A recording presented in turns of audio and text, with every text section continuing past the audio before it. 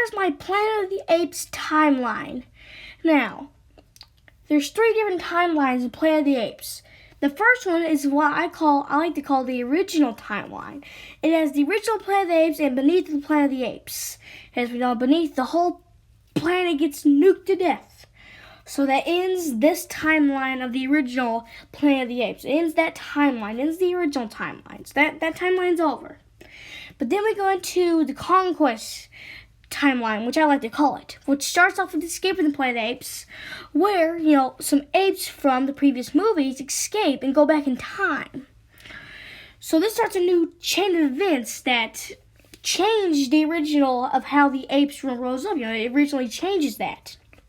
Changes.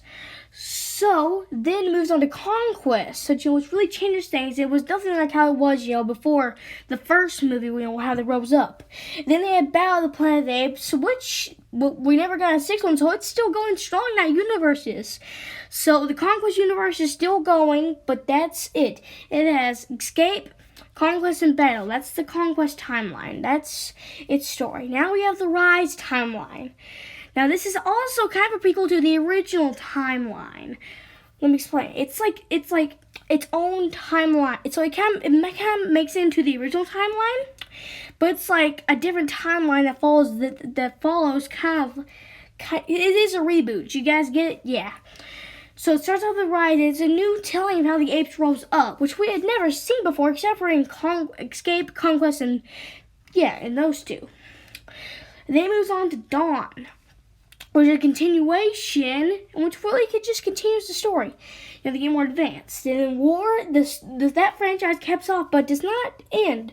It will keep going until it reaches the original, which will be somewhat different from the original timeline's original, but will somewhat be the same. It might even end with the nuke.